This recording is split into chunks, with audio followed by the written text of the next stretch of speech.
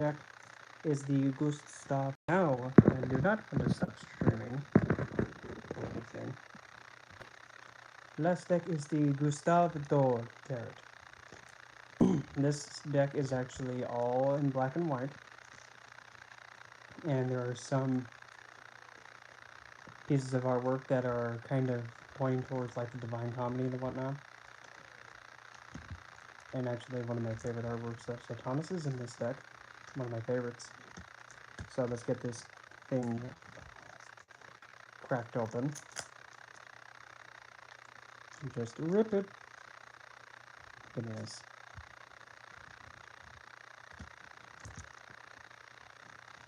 I think I saw this first time I saw this deck on.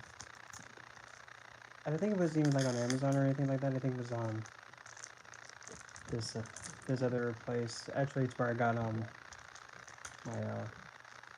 Galatia Tarot and Darkness deck from Magic.com, I think. But anyway, yeah, that's where I first saw this deck. I'm like, must have it. And speaking of that, the one who made the Galatia Tarot and Darkness deck is making one for the Angelics, which kind of makes me go, I don't know if I want to that one, but anyway. So, there's the front face, there's the head, there's the tushy, there's the left, there's the right, there's the back, and that is the High Priestess. There's a regular tuck box, but I think this deck deserves way better and more elaborate packaging. So as you can see, there's the placeholder, there's the lovely, I don't want to say lovely, because if you know how I read and you know what I do with these little booklets for tarot decks, regardless of what the deck is, care I do not. Let me just get the plastic off. Release the cupcake. Thank you. So okay, so first and foremost, seriously, that's what I do with every single little white booklet. Completely useless. I want nothing to do with that. But how do you know what the cards mean? Like if somebody was asking, but how are you supposed to know what the card means if you get stuck and you don't know? Well, when you engage the card and you look at it, you can actually start connecting with it that way. You can see things with it. So anyway, there's the backing. I love the back. Don't look at me like that. And this is the placeholder. So let's see. Can it take a beating, or is it very, delicate, kind of like Movie the Scott? Huh. It's not too bad. It's not too bad. It could take a beating, but it's a thin but sturdy one. So let's take it from the tippity top. And again, the whole deck is black and white. No color, which is good. But if something with no color, that means how can you tell like if it's happy or sad? Well, you just pay attention and you look at the artwork. So kicking things off, we have our idiot, the fool. Very beautiful. No poochie though. Feels like he's taking a seat and just looking over like, where the heck am I? I feel lost. Well, that's what happens when you run away from home, kid. Here's the magician. Now now when I see this, I don't think of it in a good way. There's the magician. The first thing I think is like, all right, here's your commandments. Commandment number 1, shut the hell up. Commandment number 2. This magician is kind of like pretty much coming up with using something in terms of controlling. Because this magician is using what he has to intimidate and control people, manipulate. So I see this magician is very painful and malefic. She who's most high, the high priestess, I love it. Because you have her just sitting, just all, what brings you here? And I like how she has a lantern in her head, and the light's going in both directions. And she's smiling, like she's welcoming. Then we have the Empress. I'm not exactly sure who this is. I think it's Queen Shabeth, I think. I might be wrong, but anyway. I love this depiction. That's a beautiful Empress. Here's the Emperor, which I'm thinking King Solomon or one of those. Because if so, it's just like, oh, rude. And when I say rude about this King Solomon or whomever, really, dude? You're gonna have her, you're gonna put a patch of grass in front of where she's gonna step off, and you're gonna actually have her let her dress up to walk so it doesn't get stained, just to see if she has hairy legs. Come on, dude. Disgusting. That's not very godlike. Then we have, look, it's a he who font. Oh, we cannot have this treachery in the book. Oh, get it out. We must alter it. Definitely a baneful, malefic he who font. Definitely. Because when you alter religious texts just to fit your agenda, oops.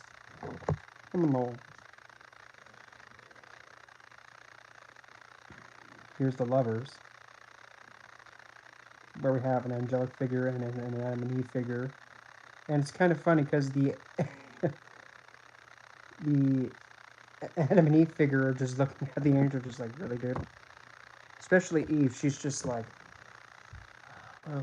this Birdman thing, just shut up, please. Yeah, we get it. We get it. Ooh, light, ooh. Name on high. Ooh, can you go away now, dude? That's kind of like the impression I'm getting. Next, we have the Hong Kong Furry Chariot, which is very unique. You have a charioteer, and you have a princess in the back, then you have two ostrich-like things, which kind of look like emus, too. Then here is the Justice card first. Yeah, that Justice card kind of, dark because you have one figure trying to execute an infant, and the mother is trying to get her infant back. Yeah. And there's actually a figure stopping him, which I think, I'll have to see in the book. But I decide to get around and just check my personal analysis of it. Here it is, probably a what's-his-face coming up with Revelation. Maybe, took a bite out of some mushrooms or something, or got overly intoxicated and ate something that he wasn't supposed to eat, and he saw everything. Probably. Here is the Wheel of Fate.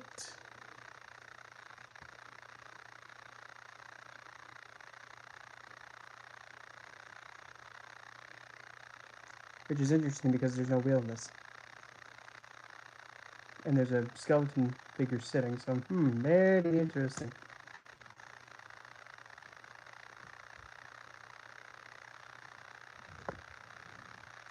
Here's Strength. Now, this depiction, I believe it's, when What's-His-Face got thrown into the pit of lions. And, well, for Strength, not really connecting with this image because it kind of is like you're surrounded by lions. You're not really gonna be able to support that, so it's kind of like having hope and having faith that that you won't make the wrong oopsie doopsie step and become their nom noms. Next is the Hangman. Now this depiction of the Hangman, I love it. And you probably might be catching it in a different way than I am. Because here's how I'm catching this one. There is Lucifer at the top, coming down, and pretty much bestowing enlightenment to all those people. The Lightbringer, coming down to Earth to liberate and bring these people out of suffering. Is an angel being casted down? There you go. Go with it. I mean, that's how I see it. A really supportive benefit card right there.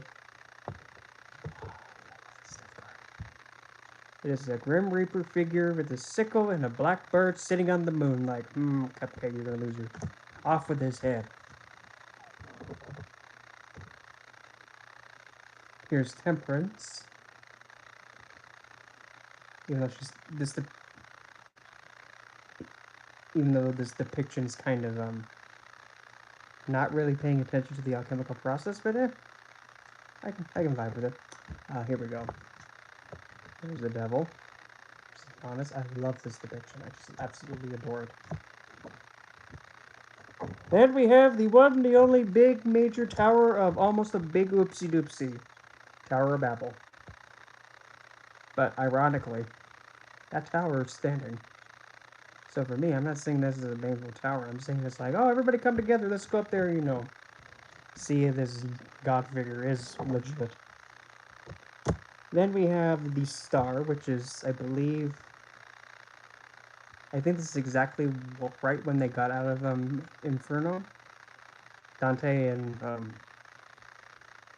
what's his name? The one who accompanied them. I can't remember his name right now off the top of my head. But anyway, I think that's exactly when they got out of Inferno. Then we have over here we have the moon, which is very interesting because it has the chariot and being pulled all the way to the moon right there. Then we have the sun.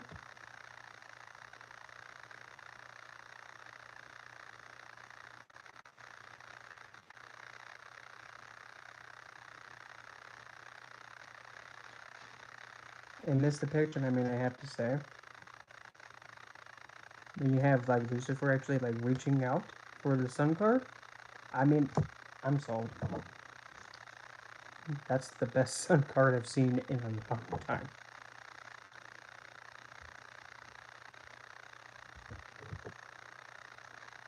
Then here we have Judgment, which kind of, I believe, the way that this is laid out, it kind of looks like Lust's Tower. Just my viewpoint. Then we have the World, which is definitely not the Divine Comedy's entrance to Paradiso from what's it called? Purgatorium.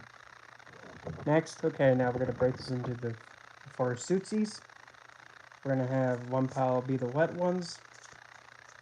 Then we're gonna have one pile be the rocky ones, the earthy ones, and then we're gonna have another pile being the ones that's all about the sticks, the twigs, and last but not least, the blades at the end. So let's change it up. Let's go with the blades first. The Ace of Blades, Ace of Swords. It kind of gives me more of a warlike Satanist feel.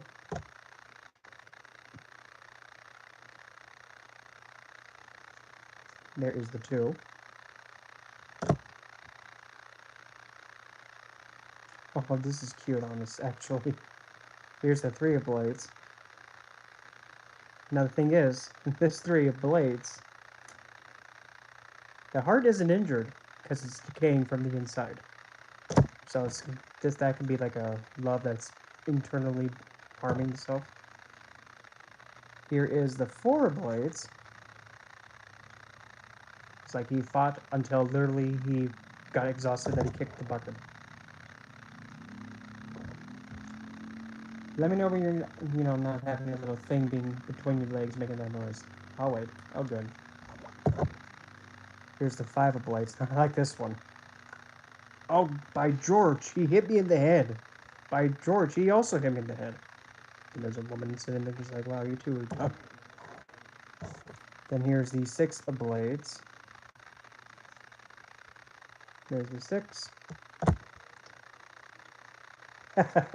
There's the 7. The witch figure at the bottom doing a dance. With the crows and the ravens going around too. Love it. Here is the 8, which you have a party of people. And a big bird. Okay, very unique. Interesting. Here's the 9 of Blades. Well, talk about hokey pokey pokes everywhere. Ooh, that's gonna swell up. There's the 10. Oh, right in the back. Oh, right in this. Hope we have life insurance so that way you can come back next life and try again. And here is the page of blades. It's kind of like he's lifting up like, oh, again? Here is the Knight of Blades, who's kind of being all like, yeah, look at me going for the kill, everyone. You suck at the guy at the bottom. Oh, I love this Queen of Swords. You know, she's not really having a sword in her hand. She has kind of like a halberd, kind of like a thing. She who's not having it, and she's wearing black. I love it. Now, and then last but not least, here's the King of Swords, which kind of it's like I'm trying to figure out, okay, which one's the king? Is the guy in the middle, or is the one, you know, getting his tushy kicked? Because if that's the case, if the King of Swords is getting his tushy kicked, well, it's like the queen takes the throne then. So there's the blade suit. Next, let's go with pentacles next. Here's the ace, which kind of actually has the one kid at the top going like, what are you doing? Really? There's the 2, which is kind of looking like more of like 3 of cups, but we'll go with it. There's the 3. There's the 4. There's the 5. Which kind of doesn't look like they're kind of like being left out in the cold or exiled. It's just that they're trying to, you know, live and survive. There's the 6. There's the 7. I'm going to try and speed this up because they're trying to ruin this thing. There's the 8. There's the 9. 10. There's the page. Interesting. And here's the knight. Here's the queen. Love it. And then here's the king, but he kind of looks a little bit pixelated, but no, nothing wrong with it.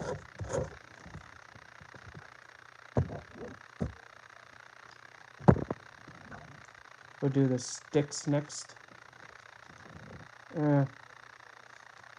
Here's the ace. There's the 2. There's the 3. 4. Interesting choice for the 5. There's the 6. Kind of lost with that one a little bit. There's the 7 with the Goliath with a big beating stick. Speaking loud and carrying a bigger stick. Here goes the timber. You better move. 8 of twigs. Here is looking like a King Henry VIII getting poked at with spears all around. Okay. Then here's the 10. Here's the page. Knight of twigs. Then the queen, who is trying to, you know, avoid being woozy-wooed by this beggar guy. And then there's 2 little cherubs above him. And last but not least, the king of twigs. Then now, to finish it all up, we'll be then taking a look at the cup suit, the last one. Here's the solo cup. Oh, cheesy. 2 of cups. Simple. 3 of cups. 3 angry men. 4 cups, you know, kind of Matthew font figure. 5 of cups. There's the 6. Interesting that there's that. Very interesting. 7 of cups. There's the 8. Then here's the 9, or totally not. Oh, look, it's Boomba. Nomming on everything.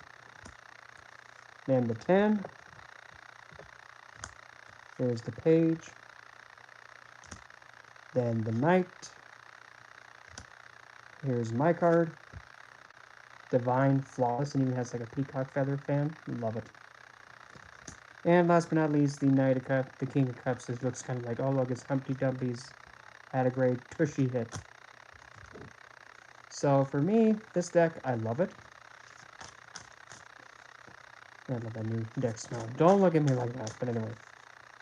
So overall, the deck, I like it. Some of the artwork is kind of heavily Abrahamic, influenced. Which again, if that comes down to the person, some people would see some cards as positive, some cards as painful. Like, funny. When I received this card, I kind of have more of a positive image, and some people think, "Oh God, he's going to tempt me and do bad things." Stereotype. But anyway, so that is the Gustave Dore tarot, and pretty much that's all of it. So I guess I'll just see you guys later on the next live or video. See you then.